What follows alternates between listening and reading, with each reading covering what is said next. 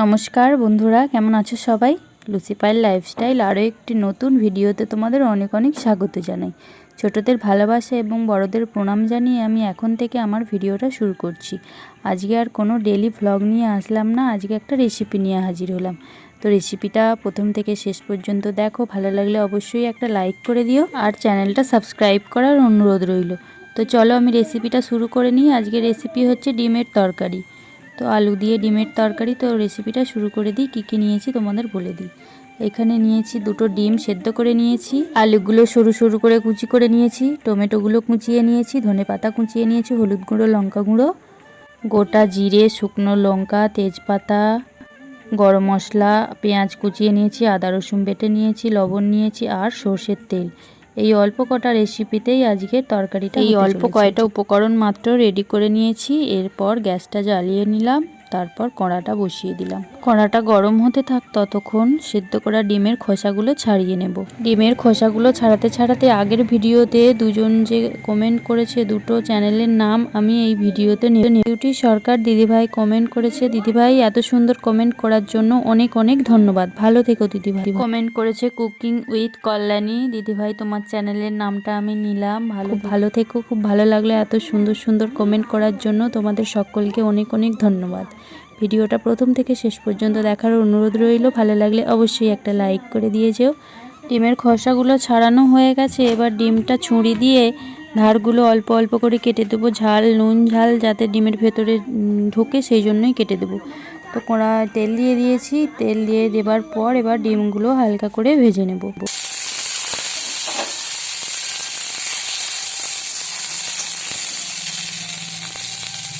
নুন হলুদ দিয়ে ডিমগুলো হালকা করে ভেজে নিয়েছি। এরপর কড়ায় তেল দিয়ে দিলাম আলুগুলোও আস্তে আস্তে ভেজে নেব।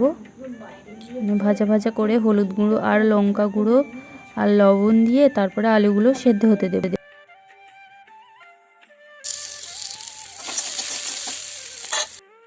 হলুদ গুঁড়ো, লঙ্কা গুঁড়ো আর লবণ দিয়ে হালকা নাড়াচাড়া করে জল ঢেলে দিলাম, সেদ্ধ হতে দেব। আলুগুলো সেদ্ধ করে নিয়ে নামিয়ে নিয়েছি। এবার কড়াটা বসিয়ে দিয়ে কড়ার মধ্যে তেল দিয়ে দিলাম।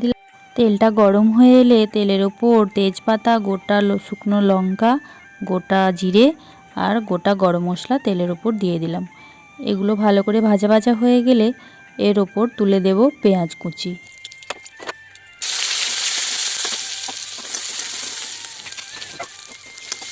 পেঁয়াজগুলো হালকা হালকা লাল লাল হয়ে এলে এর ওপর আদা রসুন বাটাটা তুলে দেবো।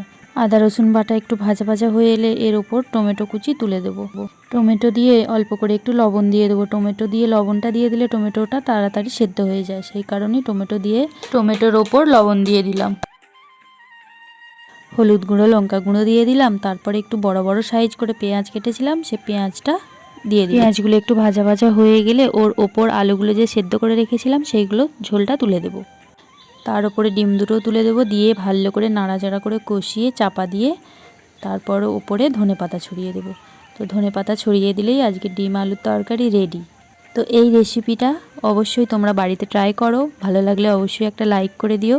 আর তোমরা বাড়িতে ট্রাই করো, কেমন লাগলো অবশ্যই কমেন্টে জানিয়ে যেও। তো আজকের মতো আমার রান্নাটা হয়ে গেছে। তো আমি যে ভিডিও বানাই আমার কোনো স্ট্যান্ড নেই। আমি কিভাবে ভিডিও করি সেটাই তোমাদের দেখিয়ে দিলাম। একটা বিস্কুটের ডিপে দিয়েছি, একটা লবণের ডিপে দিয়ে তার ওপর একটা ছোট্ট 10 টাকার স্ট্যান্ড। এইভাবেই ডিপে ডাপা দিয়ে স্ট্যান্ড বানিয়ে আমি ভিডিওগুলো শ্যুট করি।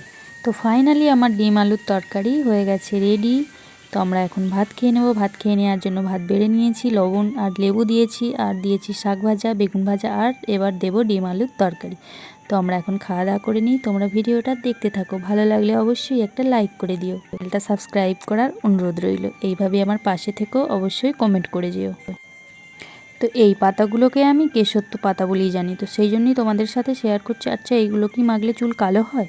তো তোমাদের সাথে সেই জন্যই শেয়ার করা। তো তোমরা কেউ জেনে থাকলে বলো যে চুল কালো হয় কি না। আমি কিন্তু বাড়তে বসে গেছি মাথায়। আজকের মতো ভিডিওটা এইখানেই শেষ করছি। সবাই ভালো থেকো, সুস্থ থেকো, সাবধানে থেকো। অনেক অনেক ভালোবাসা। নমস্কার।